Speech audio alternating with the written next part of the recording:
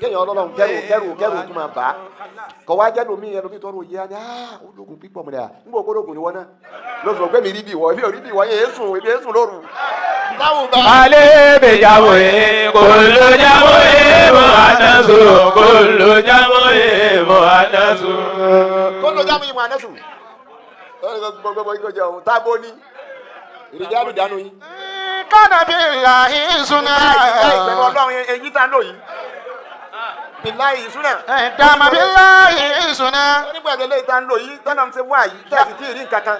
lábì máa lè wà máa ṣe bẹ́ẹ̀. agbára tó ọlọ́run ní àṣírí ọlọ́run ní dúnbẹ́. wàláyé ọlọ́run ní dúnbẹ́ wàláyé ọlọ́run ní dúnbẹ́. lẹ́yìn ọlọ́run náà ló tún bá ń bẹ̀. kúlù mọ́ wà ó mọ̀ sólánà àṣebọ́nà wà nàbí àṣebọ́nà wà nàbí àṣebọ́nà wà nàbí àṣebọ́nà wà nàbí. nítorí tó ti lójú jòlè lọ́nbẹ ẹnẹ kéwù àlùkùránì bẹ lórí yín àdìsí bẹ lórí yín kùránì bẹ lórí yín ẹni gbogbo kan bẹ lórí yín ẹ sì lẹ rí náà ẹ wá rí èèyàn wá jáde wá pèrè lólóòsà ó lóun rí sí ọyìn. àǹtò tẹ̀sílò nàlíkìtà bàbá látàkìlù.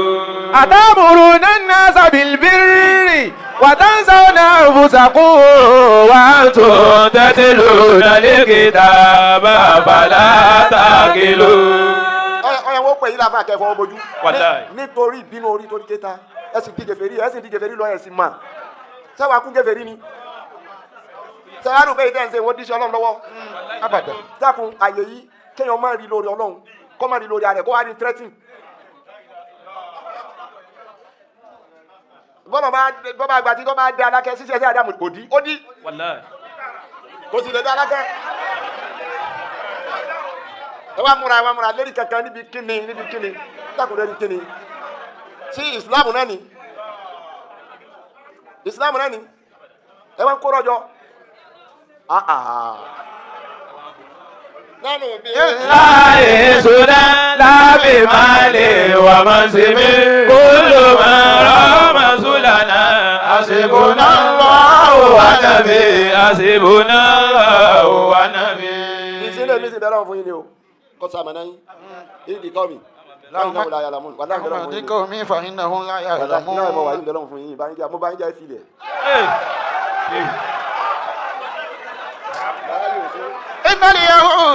إن اليهود قوم يجحدون حسبنا الله إن اليهود قوم يجحدون إن اليهود عبد الله بن سلام قال إن اليهود قومي قوم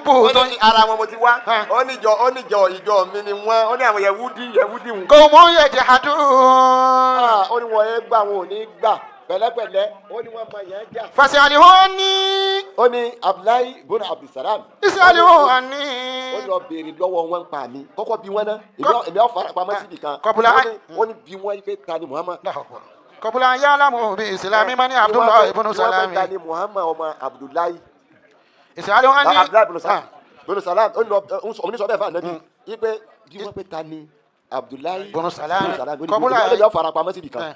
kọbùlà ń yálàmù bí ìsìlámì. bí wọn kó tó wá mọ̀ pé kí wọ́n tó mọ̀ pé o ti gbà sáàmù lọ ọ fẹ́ kọ́ lọ bí wọ́n pé àwọn yahudi ìwé gbọ́ gbà kì í gbà ní yahudi. fàjáàtì yahudu faqala an-nabiyyu sallallahu alayhi wa sallam. alábi bá rí àwọn yahudi ẹ bá sálámà sí wọn. ayyu rajulin Abdullahi ibn Salami fikum. wọ́n ní wọ́n nìkan ni wọ́n ní ta lẹ́ ń wá. wọ́n ní ta ni Abdullahi ibn Salami fikum. wọ́n dákọ̀ ẹnìkan fún mi. qalu khairuna wa ibnu khairina. ha àfàgbà lóbìnrin ni khairuna ẹni tí fi lóore jù nínú wa lóbìnrin ni. wa ibnu khairina.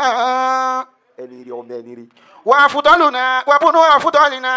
ẹni tí fi lọ́lá jù nínú wa lóbìnrin ni ọmọ ẹni ọlá tún ni. faqala an-nabiyyu sallallahu alayhi wa sallam. Ànábì bá sọ fún wọn pé. ara'aytum in aslama Abdullahi ibn Salami. wọ́n dàbí Abdullahi Salami jẹ́ wọ́n sì gbà sílámù ó ti gbà fún mi o. qalu wọ́n bá dáhùn pé. a'azahu Allahu min zalika. ọlọ́run mọ́sá sọ wá bí tó wí kọjá kò lè gbà. فعاد عليهم فقالوا مثل ذلك فخرج إليه عبد الله بن سلام. Abdullahi ibn Salam bá jáde. فقال ọba sọ pé. أشهد أن لا إله إلا الله وأن محمدا رسول الله. Muhammad Rasulullah ojúṣe ọlọ́run ọba ni. فقالوا wọ́n bá parọ́ pọ̀ lẹ́ẹ̀kan náà. شرنا وابن شرنا. ìlérí ibu ni ọ lónìí yìí ọ̀jẹ̀ mi nínú wa mọ́ tí a bá ní tala láburú nù wa tí fi láburú ju ìwọ ni. وأزلنا وابن أزلنا. èyí sẹ́ni ọlá ìdá bíi kankan mọ́ tí a bá tani ní fi yẹpẹrẹ tí sọ̀kalẹ̀ ju ìwọ ni. وتناقصوه قال هذا كنت أخاف يا رسول الله. Abdullahi بن سلام. ó ní tí ń payà náà ni n máa wá wo wérí ibu wọn tán àwọn Yahudi ibi àti wá lọ́nu ọlọ́run wá dájú kan àti ń wà mọ́ nígbà tó ọlọ́run wá gbọ́rọ̀ wá. وإن ربك لهو العزيز الرحيم وإنه لتنزيل رب العالمين نزل به الروح الأمين على قلبك لتكون من المنذرين بلسان عربي مبين وإنه لفي زبر الأولين أولم يكن لهم آية أن يعلمه علماء بني إسرائيل. Ọlọ́run yẹ kún láhùn máyà. Ọlọ́run ní ulama Bani Israel bí gbogbo àwọn aláìmọ̀ kan yìí bá ti sáyẹ̀mọ̀ kan èyí tẹ́ tó jẹ́ àfáànù wọn kò wáyé kẹ́ ẹ̀ mọ̀ pámìlì. kò yẹ kẹ́ ẹ̀ mọ̀ pámìlì ọlọ́run lànàbì ẹ̀yẹ àwọn tójó ní mímọ̀ ọ̀jọ̀gbọ́n lọ́lọ́mọdájọ́ ọ̀rọ̀ kọ ní fi ń já sí pé àwọn olórí bàkíyà. lawla kana minal quruni min qablikum ulul baqiyatin yanhauna 'anil fasadi fil ardi. àwọn olórí bàkíyà nìyẹn àwọn tí wọ́n ní foresight. àwọn tó rà bí ọ̀rọ̀ owó sí. àwọn tó rọ̀ yé àwọn tó rà pé sẹ́tí wọ́n máa ń ṣe nínú ìjọba. yanhauna 'anil fasadi fil ardi. gbogbo tí bá jẹ́ bàjẹ́ wọn akọ́ lórí ìyàwó ọlọ́run. illa qalilan mimman anjayna minhum. واتبع الذين ظلموا ما أترفوا فيه وكانوا مجرمين. olùbàkíyà ni a fẹ́ tú. olùbàkíyà tí. àwọn tó ní foresight wọ́n ń pè ní olùbàkíyà. inú tí ọba amúsẹ̀mí sẹ́tù. inú tí ọba amúsẹ̀mí sẹ́tù. àwọn olùbàkíyà gbọ́dọ̀ wà. àwọn olùbàkíyà gbọ́dọ̀ wà. foresight gbọ́dọ̀ wà fẹ́ dà. àwọn foresight gbọ́dọ̀ wà fẹ́ dà. justice òótọ́ gbọ́dọ̀ wà fẹ́ dà. justice òótọ́ gbọ́dọ̀ wà fẹ́ dà. ìjọba òótọ́ gbọ́dọ̀ wà. ìjọba òótọ́ gbọ́dọ̀ wà. asadisu. tó ẹ̀kẹfà. àmúná. kọ́lá tá a. ẹ̀kẹfà rẹ̀ ní pé tá a bá ní gbogbo márààrún yìí tá a kà fún wa yìí. tá a bá ní gbogbo márààrún tá a kà yìí. ẹ̀dá gbọ́dọ̀ lẹ́sìn tó bí lọ́ǹgì sí. ẹ̀dá gbọ́dọ̀ lẹ́sìn alákọ̀ọ́kọ́ nù ni. lẹ́sìn tọ́lọ̀ ń fìwé báàkì ẹ̀. lẹ́sìn tọ́lọ̀ bá fìwé báàkì rẹ̀. ẹ̀dá gbọ́dọ̀ ni. ẹ̀dá gbọ́dọ̀ ni.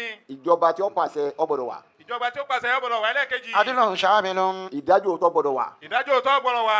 àrídùn yẹ kí sọ̀rọ̀ fi sarwatu. ilé ọlọ́run tí mineral resource gbọ́dọ̀ jáde gbọ́dọ̀ wà. ilé ọlọ́run tó ní mineral resource gbọ́dọ̀ wà. àwọn tó ní foresight gbọ́dọ̀ wà. àwọn tó ní foresight gbọ́dọ̀ wà. ẹ̀kẹfà rẹ̀ ní amúnú. ẹ̀kẹfà rẹ̀ ó náà ní amúnú. ìta ń pè ní amúnú security ó gbọ́dọ̀ wà. ìta ń pè ní security ó gbọ́dọ̀ wà lẹ́lẹ́kẹfà rẹ̀. qala ta'ala ní àmìyatil amni. وعد الله الذين آمنوا منكم وعملوا الصالحات ليستخلفنهم في الأرض كما استخلف الذين من قبلهم وليمكنن لهم دينهم الذي ارتضى لهم وليبدلنهم من بعد خوفهم وأمنا يعبدونني لا يشركون بي شيئا ومن كفر بعد ذلك فأولئك هم الفاسقون. وعد الله الذين آمنوا منكم وعملوا الصالحات. àwọn الذين آمنوا منكم àwọn tí wọ́n bá Ọlọ́run bá gbọ́ وعملوا الصالحات tí wọ́n ti ṣe. ليستخلفنهم في الأرض كما استخلف الذين من قبلهم. Ọlọ́run á fi wọ́n jọ̀gá á fi wọ́n ṣàrólé rẹ̀ bá ti fà ń tó síwájú wọn ṣàrólé. وليمكنن لهم دينهم الذي ارتضى لهم. يمكنن لهم دينهم. amúnúnù. tábà kò rí bẹ́ẹ̀ ni wọ́n fi àníkàrọ̀ wà àdúrà tá ànábì Ibrahim sí inú àdúrà mẹ́ta tó bá fẹ́ mọ àmìyà amúnú. tó bá fẹ́ mọ pàtàkì tá ń pè ní security. kọ́kọ́ balẹ̀. kọ́kọ́ balẹ̀. àdúrà ànábì Ibrahim ó béèrè ó ṣàdúrà mẹ́ta wọ́n ní ká mú òye ṣàdúrà yẹn. wọ́n ní ká mú òye ṣàdúrà mẹ́ta tá ànábì Ibrahim أي مناسبة في هذه الآيات الآتية. وإذ قال إبراهيم رب اجعل هذا البلد آمنا واجنبني وبني أن نعبد الأصنام رب إنهن أضللن كثيرا من الناس فمن تبعني فإنه مني ومن عصاني فإنك غفور رحيم ربنا إني أسكنت من ذريتي بواد غير ذي زرع عند بيتك المحرم ربنا ليقيموا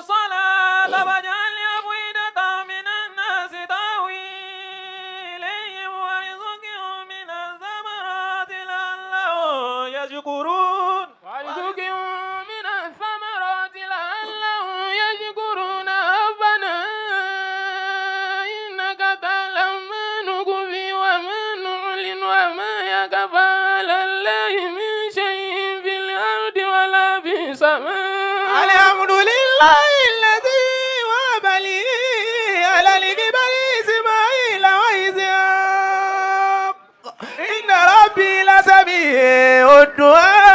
Ànábì Ibrahim.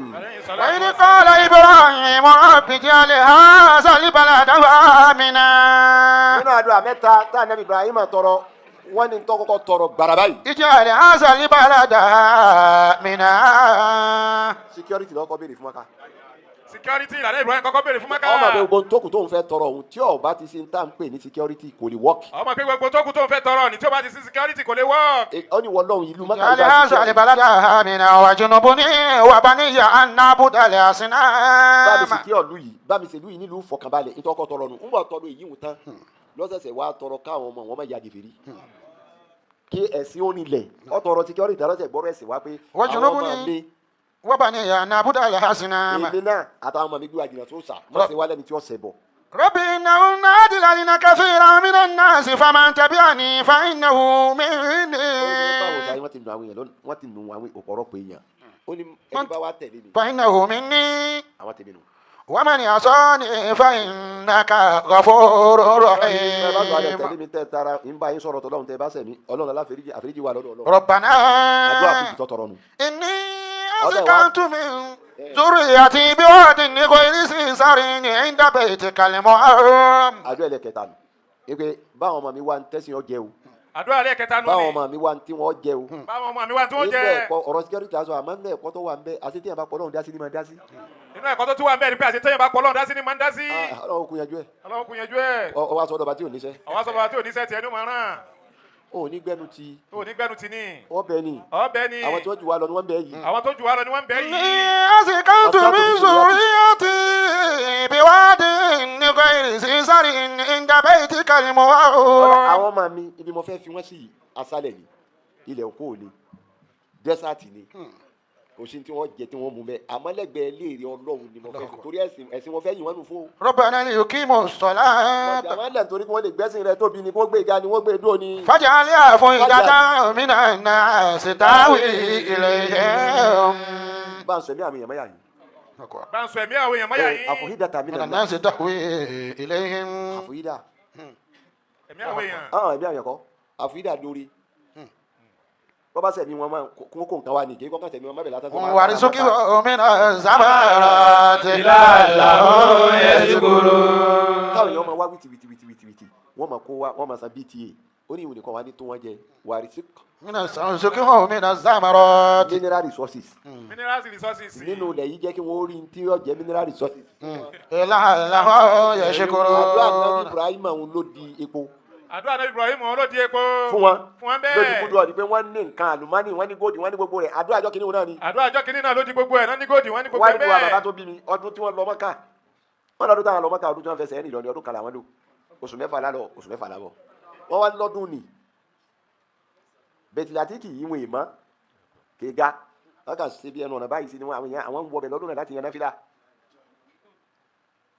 wọ́n ní báwọn ti wá débẹ̀ táwọn ti múra táwọn awọ bẹ̀tìlátìkì táwọn wáyé náfìlà wọ́lọ́n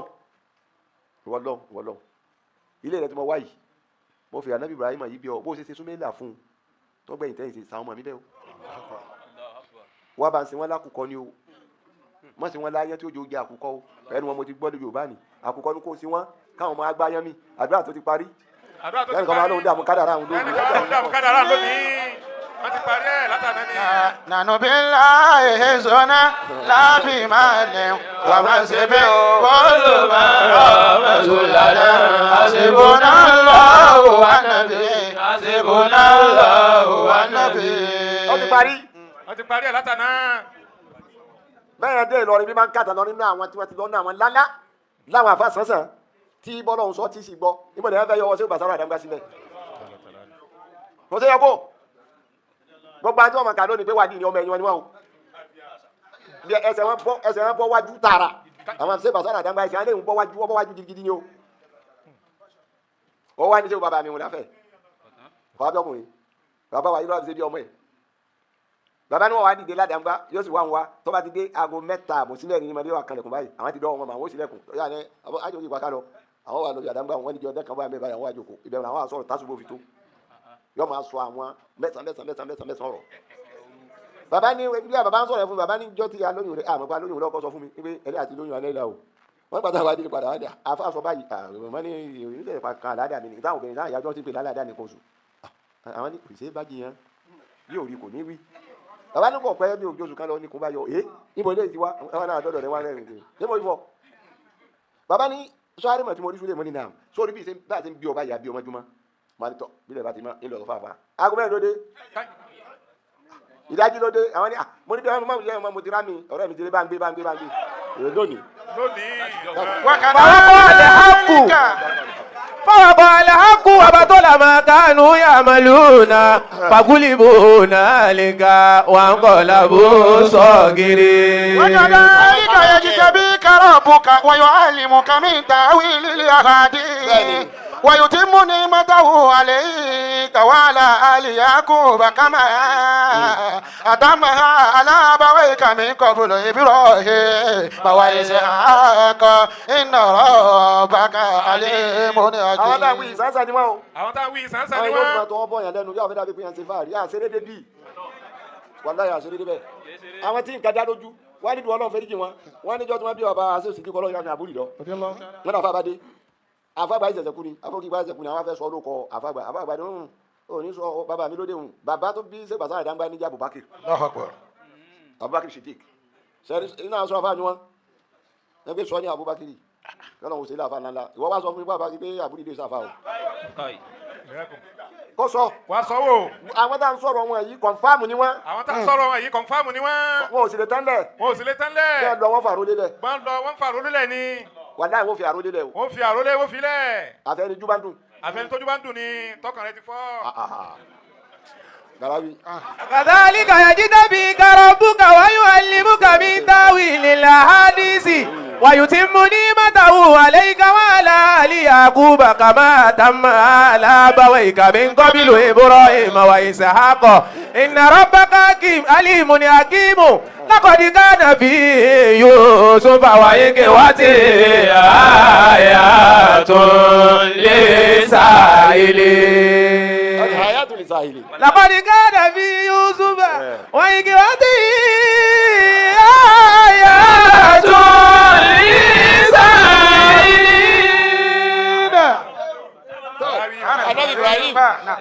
الإسلام والتناسع والدين النصيحة الإسلام والتناسع والدين النصيحة tọrọ ni Ibrahim tọrọ ni. ní àsìkántú mi sùúrì àti ìbíwádìí ní kọ́ìdí sí sáré ní dábẹ́ ìtìkárímọ̀ àrọ́. ó ní lọ Ọlọ́run mo fẹ́ fa àwọn ọmọ mi mo fẹ́ fi wọ́n lẹ̀ sí desert ibi tí o ti bì kan dákun bá ń rọ kóúnjẹ wá bá wọn. bàrà ní òkè mọ̀ sọ̀lá dá. bá ń rọ àánú wá bá wọn. bá mi nítorí mo fi wọ́n lẹ̀ torí ìrẹ́lẹ̀ mi fi wọ́n lẹ̀ kété torí kankan tó fi gbẹ́sì yíyá. fàjà alẹ́ á fún ìdàtà mi náà sí táwí ilé. táwí ilé yìí ọlọ́run ti rọ kẹ̀kẹ́ wọn wàláyé ọ̀rọ̀ rẹ̀ lọ bá wọn ìyẹn béèrè ẹ̀ ní. ìyẹn béèrè rẹ̀ ní. wá ní dùnmí bàbá mi náà lọ sọ bẹ́ẹ̀. ọdún tá a jáde Markaz mọ́ra rí mílíà ní Libya àtọ̀rẹ́ mi kan wọ́n á fẹ́ lọ Libya bàbá lọ́dà wọ́n yọ̀dá fún wa mọ́ bó o ti ń wá ẹ̀sìn yìí ọba wa ń tẹ̀sí ọjẹ́ nítorí tó bá dé àsìkò tó jí sí Ọlọ́run kọ́ mọ́ máa jí sí ara rẹ̀ bí bá kọ́ kà máa wí kú yìí ni o ò ní lè jí sí Ọlọ́run mọ́ wọ́n máa rà ọ́ mo ní báwo tẹ̀sí ọjẹ́ mi ni kí á lẹ́sìn ọjẹ́ mi ni àfa àdàgbà wọn bá tún bẹ́kún lọ́dọ̀ mọ́sá káfá kó àfa mi yanjú ó sì yanjú mi kó tó lọ́dọ̀ Ọlọ́run. ẹnu wọn mo ti wọn ṣe sásájọ ẹ̀dá lówó ni àwọn èsì ìpa ànábì àsájọ ẹ̀dá máa ń pè wọn ni sásájọ ẹ̀dá lówó ni ṣe bọ́ọ̀lù ń rọ àwọn ẹ̀dá rẹ fún ni ọbẹ̀ Ọlọ́run ni kọ́rọ̀ ayé fún ọ gbé kọ́rọ̀ àwọn ẹ̀dá fún ọ ọ̀nà tọ́tọ́ ni wọn á ní máa lọ sasúrà tó tọ́ ha ọ wá jẹ́ 4,444 agbára tí wàá ń jọ náà mo bá wọ tọ́ ha mo parí tọ́ ha wàláhì ó pé wọ́n ti parí ẹ̀ wọ́n ní òṣèlú òun kì í tán kí á tún ṣe bàbá wọn lọ wà lùkúránì kọ́ wá rí pé òun kì í kọ́ ọmọ ká kó kí kọ́ pa kọ́ wá ju pípa 66 pẹ̀lú mẹ́ta mi sí ó tún pé asán ló pé ni. èrè kọ́. èyí wàá jẹ́ oògùn abẹ́nìkan wò tí wàá nígbà wípé bá gba èyí tó lòun ó ti tó. èyí tó lòun náà ti tó àmọ́ pé yóò yọ tó bá wà ń gbé ó ti tayọ gbọ́dọ̀ bá ذلك فضل الله يؤتيه من يشاء. ذلك فضل الله يؤتيه من يشاء. látọ̀rọ̀ ń fẹ́ni tó bá fẹ́ nìyà. يؤتيه من يشاء. ẹ bá fẹ́ padà bí tí o sì yẹ mẹ́jà dọ̀tí àwọn afáwa gan mọ́. bàbá ń polówó oògùn wọn náà afáwa náà wọn kọ́ wa wọ́n gbà pé táwọn afáwa náà ṣe tí wọ́n fi dè yẹn nú. bẹ́ẹ̀ bá lóògùn la ṣe débi àwọn afáwa ṣe tó fi dà bó ṣe dà àwọn kéwọn lóògùn ṣe Ádámù ṣe tó fi dàbí àbíṣe Ọlọ́run. mẹ́jà dọ̀tí àwọn ọmọ òfin kọ́ wa tí mo fi lé wa lọ́tọ̀ láti máa polówó ẹ̀. àwọn ọmọ bàbá táwọn máa polówó Ọlọ́run paná adébọ rẹ lọ́ọ̀dẹ bí díẹ̀ sètánì lẹ̀ iná ẹ̀ tún kó náà mẹ́bọ kó gbé súnà nẹ́bìgá bá a ṣe bá táwọn bàbá máa tọrọ nu wọn Ọlọ́run paná adébọ rẹ kọ́ dẹ bí díẹ̀ alẹ́ kó gbé súnà nẹ́bìgá bá a ṣe bá ṣe ṣẹlẹ̀ wà lẹ́nu onílẹ̀ tún kó náà mẹ́bọ lẹ́kọ̀ọ́ náà má sètánì wàá lè dá fún yẹn mọ́ ni ọmọ tó ti kàwé tó ti níláárí tó ní pálí lọ́wọ́ ti ń gba owó gidi dákun ọmọ kéékèèké kí ló wá jẹ tó fi dá fún wọ́n ní tí gbólógún jẹ nífi lọ kíni nífi lẹgbẹ́ ọba lẹ́nìkan tó lẹ́nìkan sí nǹkan kan ọmọ náà bẹ̀ ni gbogbo tí ń dákọ̀ òun ó ti máa pé nǹkan kan jẹ́ bẹ́ẹ̀. أسكنت من سريتي بواد غير ذي زرع عند بيتك المحرم. ربنا ليقيموا الصلاة فاجعل أفئدة من الناس تهوي إليهم وارزقهم من الثمرات لعلهم يشكرون ربنا إنك تعلم ما نخفي وما نعلن وما يخفى على الله من شيء في الأرض ولا في السماء الحمد لله الذي وهب لي على الكبر إسماعيل وإسحاق إن ربي لسميع الدعاء. àdúrà tí Ibrahim tọrọ nítorí kọ́kọ́ fi sí di àdúrà ní security ọmọ pé tí ọba sí amúnú táwọn pé security gbogbo ọlọ́jà àwọn ọmọ mi ò ní tí wọ́n jẹ Ọlọ́run kó sì gbàkóso àwọn kò lè ṣẹ́. ó tún mọ̀ pé tí o bá ṣe security gbogbo àwọn ọmọ mi kó jẹ báyìí wọ́n jẹ báyìí kò ní sẹ́. kọ́ńtì tó bá fọkàn balẹ̀ inú ilé tó fọkàn balẹ̀ ìlú tó fọkàn balẹ̀ tọkàn ti balẹ̀ tán lọ́jọ́ ọ̀tá. ìlú tọkàn ti fọkàn balẹ̀ ilé tọkàn ti fọkàn balẹ̀ náà lọ́jọ́ ó tà ń bẹ́ẹ̀. ọ̀ security ni wọ́n tẹ̀sí lọ sí pé. أتى يسلمي ipe agbọ́dọ̀ wọ́n náà bá ṣe gbégbé àlàáfíà. معناه أن يعيش الناس معا بسلام وتفاهم رغم اختلافاتهم. agbọ́dọ̀ wọ́n náà bá ṣe gbégbé sí àlàáfíà láàrin ara wa tòun ti fọ́nà bó jẹ́ gbédè wọ̀ jọra wa gbédè wáyà lọ́tọ̀ọ̀tọ̀ káwa bá ṣe gbégbé sí àlàáfíà. لذلك يدعو الإسلام إلى هذا التهايش في قوله تعالى. ẹ̀sìn wa yìí fi pé wá lọ síbi báwo la ti fẹ́ gbégbé sí àlàáfíà láàrin ara wa torí kí security ọlẹ́wà nínú gbólóhùn Ọlọ́run bá ti sọ báyìí. ومن آياته خلق السماوات والأرض واختلاف ألسنتكم وألوانكم. واختلاف ألسنتكم وألوانكم إن في ذلك لآيات للعالمين. من آياته inú àmì wọn Ọlọ́run. خلق السماوات والأرض òun dá sánmà àtìlẹ̀ fún yín. واختلاف ألسنتكم ìtìláfù àdìsínátìkùn fúnra mi ni mo ní kí àwọn yọmọ jọra wọn. وألوانكم fúnra mi ni mo ní kọ́lọ̀ yọmọ jọra wọn. إن في ذلك لآيات للعالمين. kọ́lọ̀ òsì jọra wọn táwọn ọ̀jọra wọn ni kò pé ká má jọ gbégbé sí àlàáfíà àwa bá ti fẹ́ málèjì ara wa ni orin tààyùs. السلم tó inú ẹ̀ bẹ́ẹ̀ الإحسان إلى الغير. òun wá ní pé àdìsánù làdìgẹ́ yìí inú kí àlàáfíà ó lè jọba kí security ó lè wà ló fi já pé ẹni tí èsì ẹlẹ́sìn wà نحسن إليهم. a gbọ́dọ̀ ṣe dáadáa sí wọn.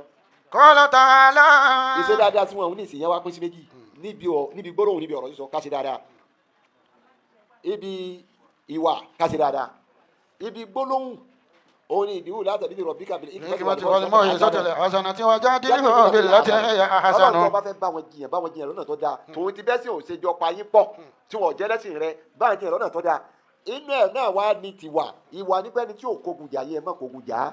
لا ينهاكم الله عن الذين لم يقاتلوكم في الدين. ọlọ́run nǹkan fún yín àti mọ̀ lọ́pọ̀lọpọ̀ gbà nǹkan fún yín kékeré má bá wọn ṣe. عن الذين لم يقاتلوكم في الدين ولم يخرجوكم من àwọn tó دياركم.